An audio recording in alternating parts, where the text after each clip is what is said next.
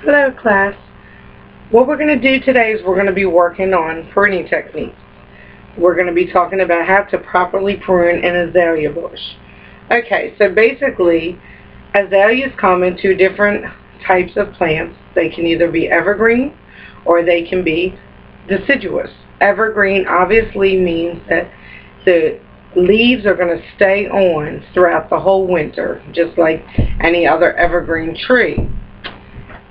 Deciduous means that during the winter months, the leaves will drop off. Okay? So one thing about azaleas is that they have a certain time that they need to be pruned. And this is usually early spring or late spring. The main thing that you have to remember is that once they've bloomed, once you've seen the flowers come and they start to die out, what you need to do is go ahead and do any pruning that you want done on that bush. The purpose for that is basically to make sure that you do not take off the new buds that are going to be for the next season. So once they bloom and they drop off, you're going to go ahead and do your pruning so that when the new buds do start to come in, you're not pruning your bush at that time. Okay. So let's go ahead and talk about the basics of pruning. So first of all, why do we prune? Well, sometimes we may have dead wood. Okay, so here I have an example of a piece of just a stick. So basically when you have your bush, things are starting to just die off. Well, let's clean it up. It makes it look more aesthetically pleasing once you get the dead wood off. So that's really what we're doing this for, if we're going to prune, just to get the problem areas off of the plant, okay? So sometimes it may be that the bush itself is becoming a problem because maybe it's spread too big and it's starting to get to its mature width, but it's not really in an area that you want to have a full plant. So that could be a reason why you decide that you want to prune your azalea bush, okay?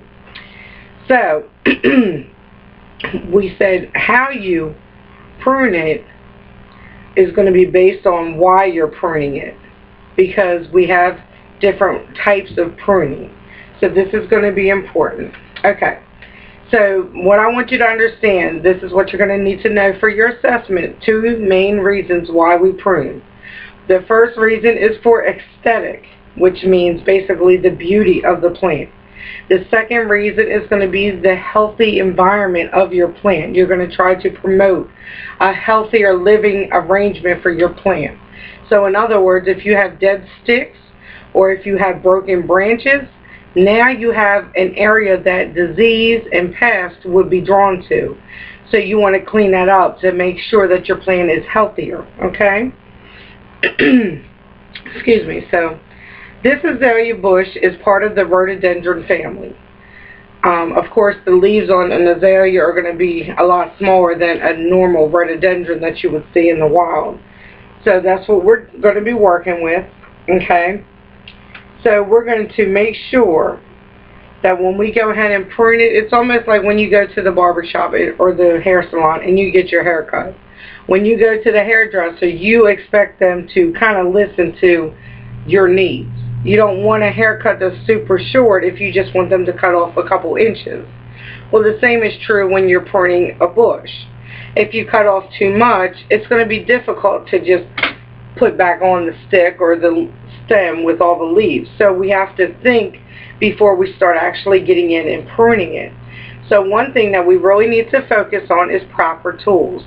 We need to make sure we understand which type of tool we have to use for the type of pruning that we're choosing to do, okay? So first things first, you need your proper protective equipment.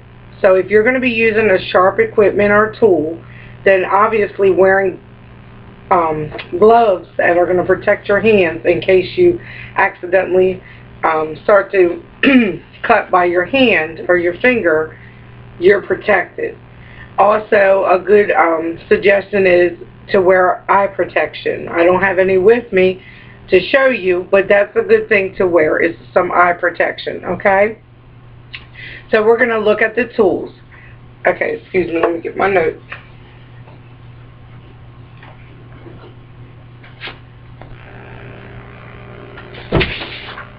Okay, so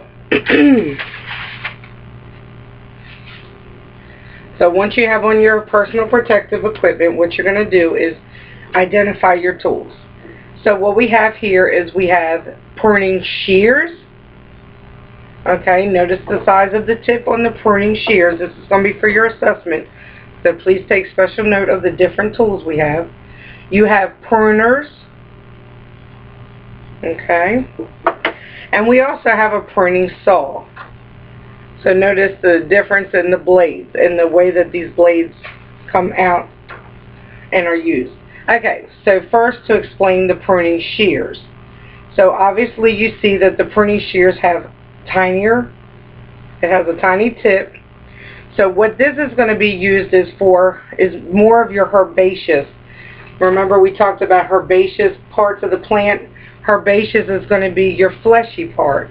That could be like your leaves or your stems or like the flowers. Of course, this is a different type of flower. But if you were going to cut, the herbaceous part is not going to have bark, because remember, bark is going to be your woody part, your woody stem, excuse me. So this is for your very tiny herbaceous stems or branches, okay?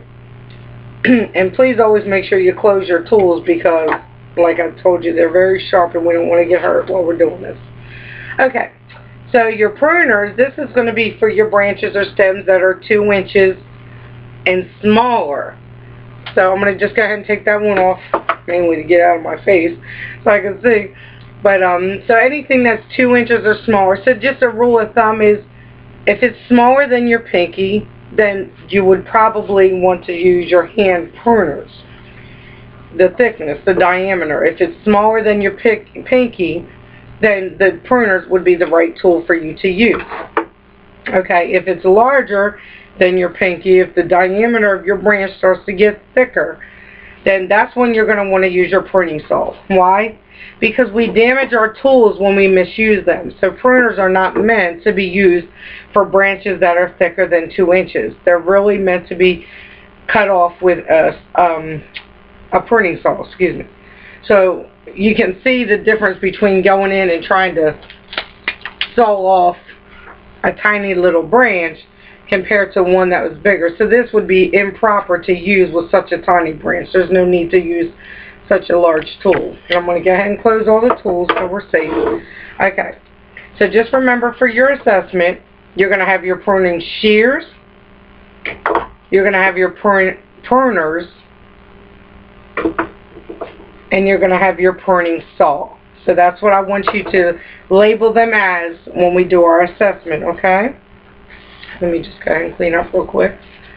So next, what we're going to focus on, oh, and let me just make a note of this, what we should talk about too. Of course, if you have a larger branch or you're using it on a tree, then that's when you're going to get into your large hand saws or a chainsaw. Obviously, we don't have one here today for the purpose that it's not available. But that's something that you wanted to keep in mind too, that if you have a large limb, there's a 1, 2, 3 cut that you would use on such a large limb for a tree. But we're not going to talk about that today. What we're going to talk about for our assessment is we're going to talk about 2 types of pruning, okay, that we're going to focus on. The first one is going to be thinning. Okay, just like it sounds like. If you're thinning something, you're cleaning out something. You're making it so that it's, well, with the bush, you're going to get on the inside and make sure that you're thinning out the that need to get sunlight. Okay, heading back. Heading back is basically when you come onto the plant and you're trying to make your plant bush out. So if you're trying to make, let's say you want a hedge, so instead of thinning your plant, you're going to actually head it back. So when you see dads and grandfathers and moms and grandmothers out there with the hedge trimmers, and they're just cleaning off the top and they're just making a nice straight line, that's what they're doing. That's essentially what is called heading back. So it looks like they're just cleaning it up and making it like a nice box or a round top. But what they're doing is they're making that plant start to put out and produce more leaves. And that will give them that effect that it's like a bush that has been made into a hedge. Okay. So when we look at thinning, so we're going to go ahead and start looking at the plant. Okay, so we're going to look at the plant here. So when you look at this plant here, let me just move these. So when you look at this plant, what you're looking at to decide, are you trying to get this plant to make it look more full and have more leaves and fill in? Or are you just trying to shape your bush and trying to allow sunlight into the center of your bush? So that's the decision you need to make. Why am I pruning? Is it to thin out my plant or is it to make it bush out? Okay? So once you get your personal protective equipment, so remember to write that in your notes, your PPE, personal protective equipment. That's important in all fields of agriculture, that you understand and acknowledge that there's different types of personal protective equipment that we need to use and apply when we're working. So what I'm going to decide to do is I want to thin out my bush. So the way that I would do it, I'm not just going to go and leave a stick standing up.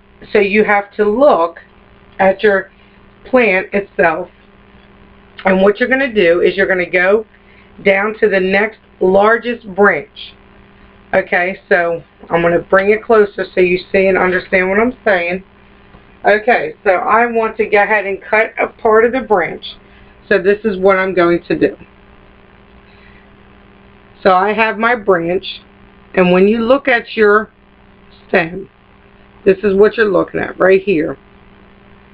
So you're going to say, I want to cut this part. I'm going to get as close as possible, but not so close, and make a nice clean cut. So the purpose of that is basically to make sure that you're not just taking the whole branch off, because there's no need to take off the whole branch. But when you're making a cut, it's very important to understand that it needs to be a nice clean cut. The point is, if you start to tear your branches, let's say your blade is not sharp enough, so when you get into the cut, it doesn't want to follow through. The blade does not want to continue to cut your branch, and you pull it. Well, now you have a problem because you've damaged that area on the plant, and that's going to allow for disease or pest to come to your plant, because now you've made your plant not as healthy. So we really want to think about, when we go to cut, you need to make sure you carry it through. You finish the cut. Try not to get so involved that you actually rip your plant. So this is what I want you to just understand, that when you go to prune, it's important not only to have the proper tools, but you also need to make sure you use the proper reasoning for pruning, and you also make sure that you continue your cut once you begin, so that you don't cause a disease to grow on your plant, so that it can remain healthy. So I just wanted to get you started, and some of this will be for your assessment. So we're going to go ahead now, and we're going to look at the different tools and start to apply what we just learned. Okay? Thank you.